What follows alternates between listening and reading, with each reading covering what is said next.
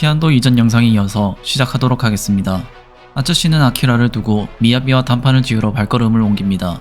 아키라는 마비된 몸으로 제대로 움직일 수가 없다 보니 멀어져가는 아츠씨를 큰 소리로 부를 뿐입니다. 자신에게 걸어오는 아츠씨를 보고 행복한 미소를 보이는 미야비. 그러면 미야비가 말하길 지금 흡혈귀 조직은 아직 불안한 점이 많다고 합니다. 제일 큰 문제는 혈액 공급의 불안정. 그래서 우수한 조달원이 필요하고 자신의 오른팔이 될 인재가 필요했는데 그것이 아츠씨라는 말. 그 말을 들은 아츠씨는 자신이 오른팔이 되어줄 테니 대신 아키라 일행은 그만 보내달라고 부탁해봅니다.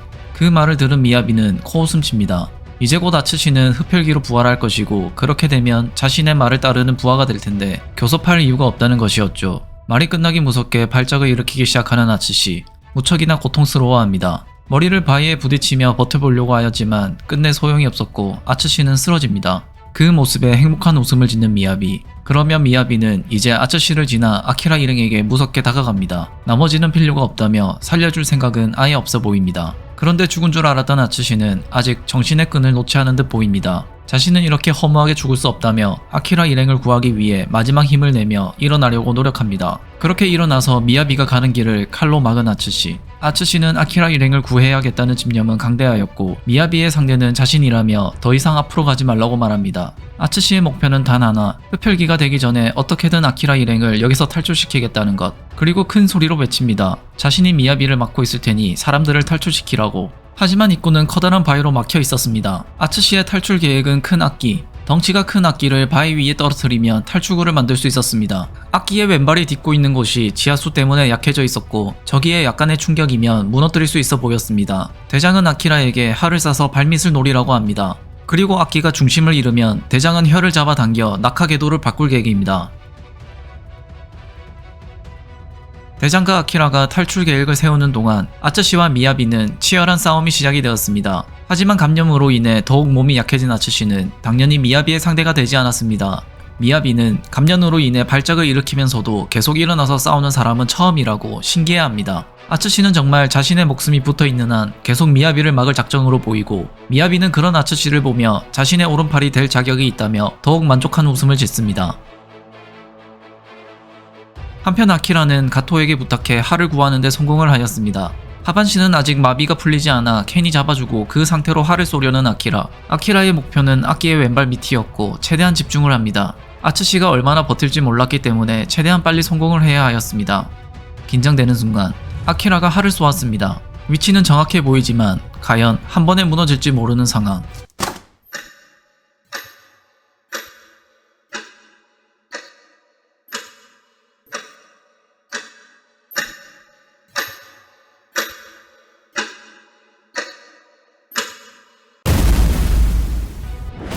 계획은 성공적이었습니다. 대장은 엄청나게 큰 악기를 정확하게 출구에 떨어뜨렸고 출구가 생겼습니다. 길이 생긴 곳으로 뛰어 도망가는 마을 사람들.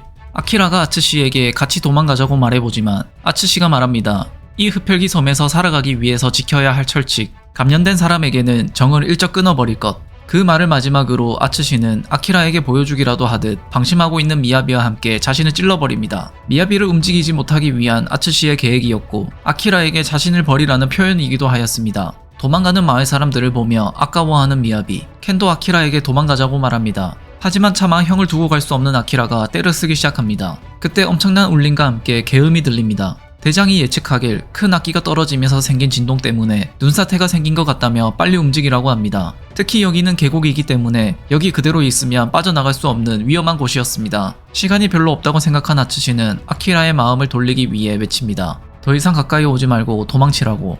여기서 자신을 개죽임시킬 셈이냐며 자신이 없으면 이제 미야비를 죽일 수 있는 사람은 아키라뿐이라는 것. 하지만 죽지 않는 생물 따윈 없다는 아츠씨. 이것은 자연의 법칙. 아키라에게 미야비의 불사의 수수께끼를 풀어서 미야비를 죽여달라고 부탁합니다. 아츠씨의 말에 정신을 차린 아키라는 켄에게 의지해서 그곳을 빠져나가며 꼭 자신이 미야비를 죽이겠다고 다짐합니다.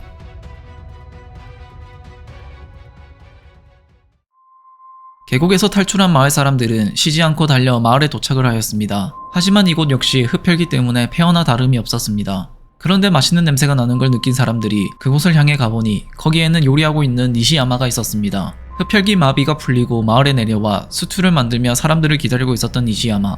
대장은 많이 지친 사람들을 위해 우선 밥을 먹으며 쉬자고 제안합니다. 그렇게 그들은 지친 몸과 마음을 따뜻한 수트로 달래며 자신이 살아있다는 것에 눈물을 흘립니다. 식사 시간이 끝이 나고 대장은 일어나 사람들에게 말합니다. 미야비는 살아있고 이곳은 위험하니 오늘까지만 이곳에서 쉬고 내일 짐을 챙겨 다른 아지트로 이동하자는 것이었습니다. 그렇게 다들 마무리하고 잠을 청합니다.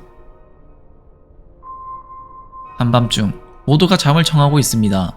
그런데 그때 가토가 켄을 깨우고 아키라가 보이지 않는다고 합니다. 아까부터 밥도 안 먹고 힘이 없던 아키라. 친구들 모두 일어나 아키라가 혹시 이상한 선택을 한 게 아닐까 하고 빨리 아키라를 찾아봅니다. 그러다 발견한 아키라는 칼을 들고 어딘가를 가고 있었습니다. 아키라가 멈춘 곳은 나무가 많이 보이는 어느 곳.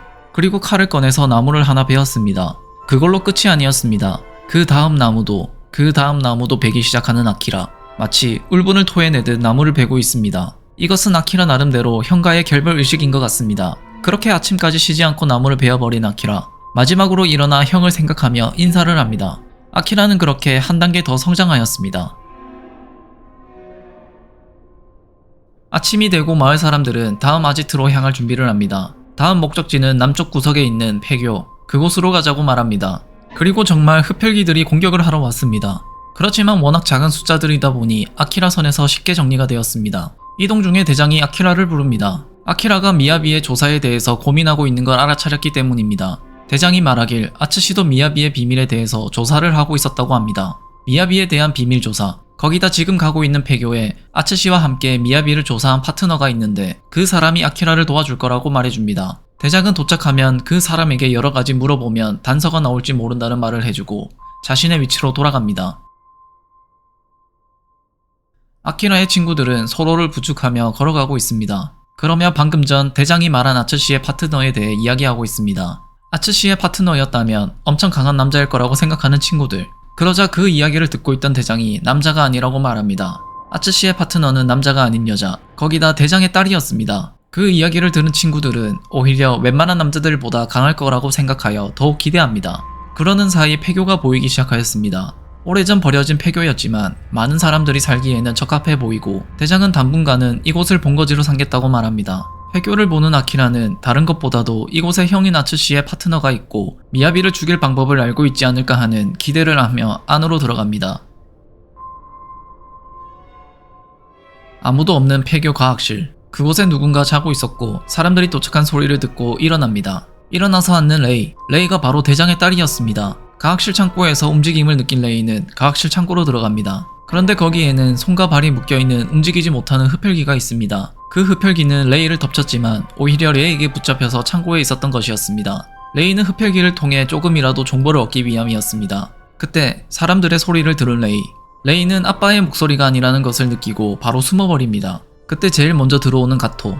레이는 가토의 팔을 잡고 바로 업어치기를 합니다. 칼로 움직임을 저지하고 누구냐고 물어보는 레이.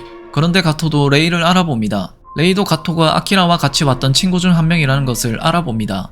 그 순간 들어오는 켄은 레이가 피안도를 상륙하자마자 사라졌다는 것에 화를 냅니다. 하지만 레이는 딱히 변명도 하지 않습니다. 그러자 화를 내는 켄. 사실상 아키라 친구들을 데리고 온 당사자였던 레이이다 보니 화를 내는 건 당연하였습니다. 그때 대장이 나타나 다 이유가 있다며 켄을 저지시킵니다. 그리고 레이를 정식적으로 소개합니다. 레이는 자신의 딸이라고.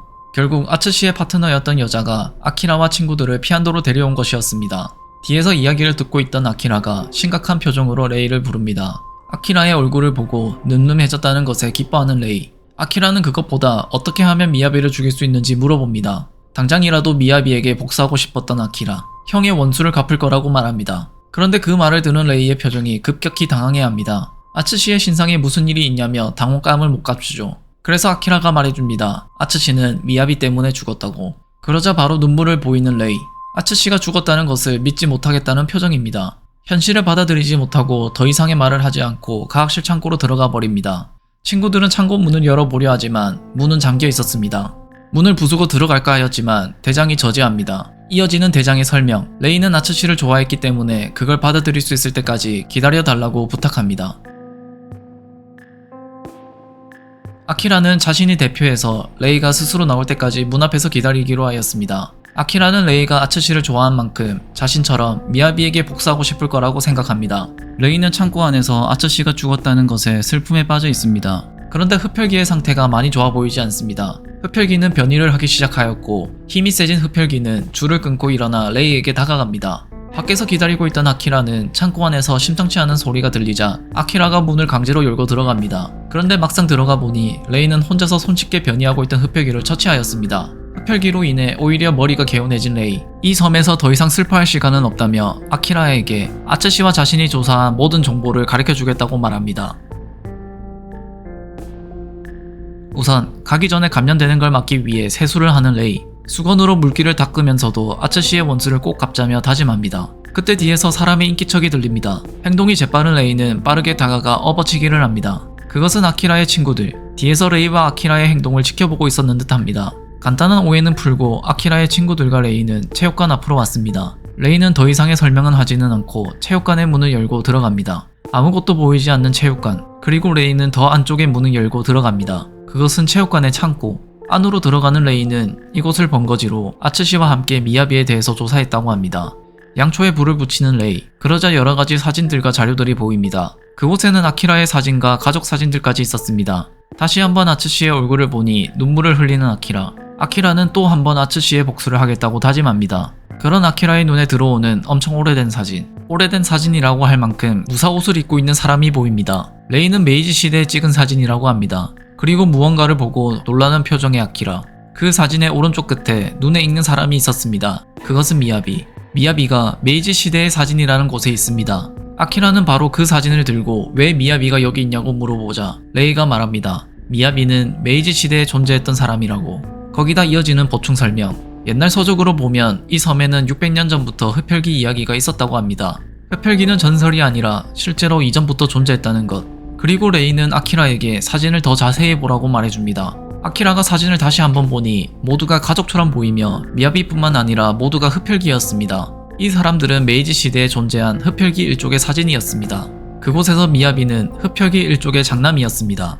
모두가 충격적인 소리에 정적이 흐르고 아키라가 진짜냐고 물어보니 레이는 사실이라고 합니다. 미야비와 같은 흡혈귀가 한 명이 아니라 여러 명이라는 것에 놀라는 아키라 친구들. 캔은 그 사실을 부정하고 싶은 건지 이 섬에 미야비와 같은 괴물이 바글바글거린다는 것이 믿기지 않는다고 소리칩니다. 그러자 레이는 흡혈귀 일족 중에 살아있는 것은 미야비 혼자라고 합니다.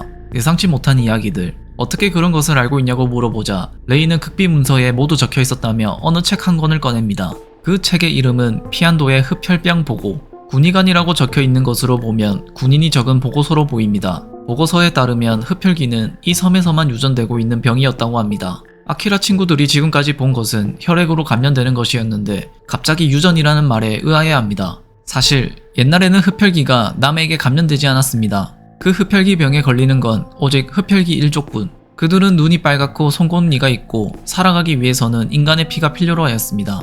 그리고 인간의 피만 마시면 세포는 영원히 신진대사를 이루는 것. 그 뜻은 영원한 생명.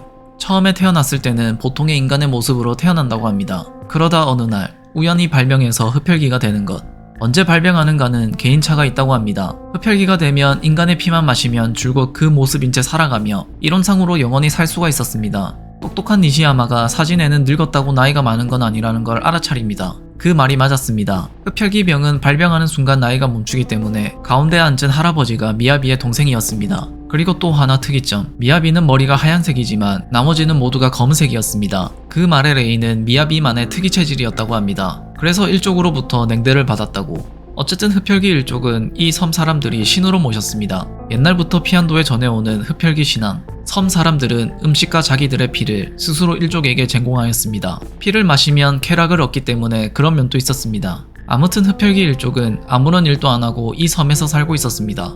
그 말은 결국 옛날의 흡혈귀들은 인간을 공격하지 않았다는 것. 공격하기는커녕 반일을 거들었으며 인간과 흡혈귀는 평화롭게 공존하며 살았습니다. 켄이 물어봅니다. 그럼 도대체 왜 이런 일이 벌어진 거냐고. 인간을 공격하고 피로 감염되는 이 지옥 같은 일이. 흡혈귀가 변해버린 일이 일어났다고 말하는 레이.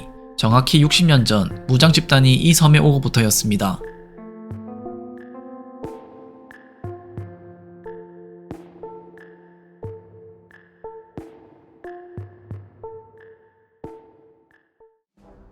이렇게 피안도 12권 중간까지의 스토리가 끝이 났습니다. 미야비의 과거 이야기가 나왔을 때 숨을 죽이고 봤던 기억이 있습니다. 이렇게 스토리 전개가 빠르다니 하면서 재밌게 봤었죠. 여러분들도 지금까지 숨 참고 보셨다면 숨 쉬셔도 괜찮습니다. 그 다음 편 스토리가 더욱 충격적이니 준비는 하셔야 할 듯 합니다. 거기다 미야비의 과거 이야기가 끝이 나면 미야비를 죽일 수 있는 백신을 찾아 탄강으로 떠나는 이야기가 시작이 됩니다. 탄강 이야기는 또 다른 재미가 있습니다. 이전 영상에서 이번 편에 탄강 스토리까지 갈 거라고 이야기했는데 제 예상을 뛰어넘을 정도로 스토리가 길어지네요. 그리고 댓글 중에 만화책을 보기 귀찮거나 잘 안 읽는데 나레이션과 함께 보니 재밌다는 분이 있다는 걸 보고 조금 많이 놀랬습니다. 저는 옛날 사람이라 그런지 모르겠는데 만화책 넘기면서 보는 게 재밌다고 생각하는 사람이라 세대가 달라서 그런가 싶기도 합니다. 앞에서부터 이야기를 꾸준히 하였지만 지금 제가 만든 영상은 빠른 전개를 위해 싸움 장면이라든지 사소한 부분은 많이 삭제해서 만들었습니다. 직접 읽어보시면 또 다른 피안도의 매력을 느낄 수 있습니다. 물론 주말은 아마 사라질 겁니다. 시간과 기회가 있다면 꼭 한번 읽어보셨으면 좋겠습니다. 이번 편도 재밌었는지 궁금하네요. 댓글로 남겨주세요. 그럼 재밌게 보셨다면 구독과 좋아요 부탁드립니다. 다음 편으로 찾아오도록 하겠습니다. 감사합니다.